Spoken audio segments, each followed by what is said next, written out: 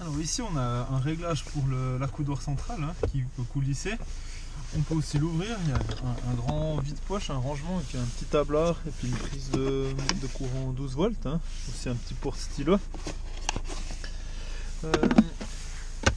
Si on continue ici, on a le système start and stop. Vous savez, au feu rouge, vous gardez le pied sur le frein, votre moteur va s'éteindre et dès que vous relâchez le frein, le moteur redémarre. Si ce système vous dérange, vous pouvez le désactiver en gardant le doigt appuyé dessus et le voyant off s'allume en orange. Là, le système ne fonctionne plus. Par contre, chaque fois qu'on éteint le moteur et qu'on redémarre, par défaut, le système est nouveau activé. Vous devez à chaque fois l'éteindre. Le bouton d'à côté, le petit P avec le cône, c'est pour désactiver les senseurs de parking. Sinon, ils sont toujours actifs. Soit quand on recule, ça vous allume directement la caméra et les senseurs. Et si vous partez sur D et puis qu'on avance, les senseurs fonctionnent aussi automatiquement pour l'avant. Et si ça vous gêne, des fois que si on roule dans un mauvais chemin, il y a des mauvaises herbes, on peut désactiver ce système et le témoin s'en va. La position suivante, on le verra sur une autre vidéo, c'est le parquage automatique. Et puis celle-ci, c'est les types de conduite qu'on peut choisir dans l'ordinateur de bord. Puis dans le display qui est complètement digital sur les nouvelles Ford, on peut choisir un mode de conduite normal, éco, sport, faible adhérence, c'est quand il neige ou les routes sont mauvaises. On a aussi un programme neige, sable, ça c'est plutôt quand on va un petit peu hors des routes. Et puis un programme normal. Ces modes de conduite influencent la réactivité de la boîte à vitesse, la dureté du volant, de la pédale des gaz et la consommation avec l'utilisation de la climatisation qui est diminuée. Ici on a un système avec le frein à main qui est devenu électrique. Alors si vous branchez votre ceinture, on peut activer le système automatique du frein à main. Ça veut dire que quand vous freinez, le frein à main se met, dès que vous remettez des gaz, il se désactive et vous pouvez toujours vous manuellement tirer vers le haut comme un frein à main mécanique traditionnel. Le petit logo du frein à main s'allume dans le tableau de bord. Et si vous voulez le relâcher, important, il faut garder le pied sur le frein et presser vers le bas. Donc, comme un frein à main manuel, on le pousse en bas et il se relâche. Si on continue ici avec la petite molette, ça vous permet de changer les vitesses. Alors sur P, vous êtes bloqué mécaniquement, la voiture ne peut pas bouger ni en avant ni en arrière. Si on freine, ça nous permet de tourner la molette d'un cran. On a la marche arrière qui s'active. On a la position neutre, c'est le point mort.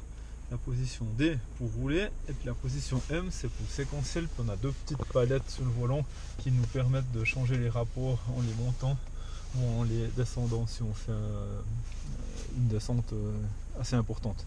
Et puis dès que vous retouchez la molette, on revient sur automatique. Ici on a un système de chargeur de Natel sans fil. Vous pouvez le brancher. Enfin le brancher même pas, vous devez juste le poser et puis votre Natel prend la charge directement. On a aussi deux ports USB, on peut mettre une clé USB ou un câble USB pour brancher votre iPhone.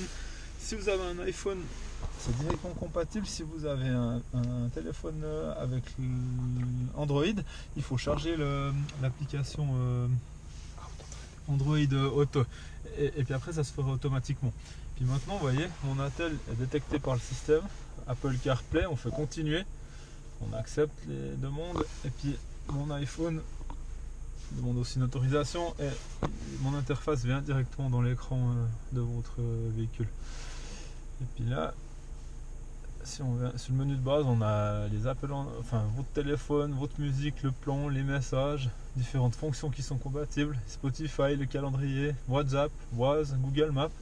Et puis là en fait vous avez plus besoin de toucher votre Natel et puis vous pouvez travailler directement avec l'écran ou avec la commande vocale.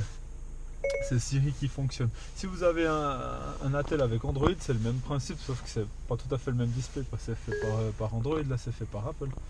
Dès que vous redébranchez le câble USB, vous revenez dans le radio Ford et dès que vous le rebranchez la fois suivante, ça se fait automatiquement. C'est un système qui est génial. Si on continue avec la ventilation, là on a une commande, c'est digital en bisonne, ça veut dire que je peux mettre 20 degrés chez moi, puis si le passager est plus frileux, il peut mettre plus chaud chez lui. Si on veut la même température des deux côtés, il faut désactiver le dual, puis c'est à nouveau le chauffeur qui règle le côté gauche et droite. On peut éteindre complètement la ventilation les sièges chauffants côté conducteur, il y a 3 degrés de réglage. La vitre chauffante à l'avant pour enlever la buée ou le givre.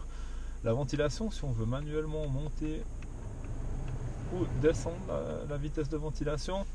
Le volant chauffant, le siège chauffant pour le passager. Max AC, c'est un bouton qui vous permet d'avoir 5 degrés directement qui sortent. Faire attention pour attraper la crève. Dès qu'on est en automatique, vous voyez que l'air conditionné est toujours activé. Il faut vous-même l'éteindre si vous ne voulez pas de climatisation, mais une diffusion de l'air automatisée. Les circuits fermés quand ça sent mauvais. La position des volets, la distribution de l'air, on voit que la position automatique est partie vu que j'ai déréglé manuellement. Et dès que je refais automatique, tout se réactive ainsi que la climatisation. Max désembuage, c'est pour débuer, ça vous active la vitre chauffante devant et derrière et du chaud sous le pare-brise. Dès qu'on refait automatique, le système de ventilation revient à la dernière reprogrammation. Puis maintenant on a 3 vitesses de ventilation automatique, une vitesse haute, une vitesse moyenne et une vitesse basse. Ça veut dire que la soufflerie va souffler plus ou moins vite pour avoir 19 degrés. Donc si vous aimez avoir beaucoup d'air, il faut mettre haute. Si vous aimeriez quelque chose d'un petit peu plus tranquille, vous mettez sur basse. Merci.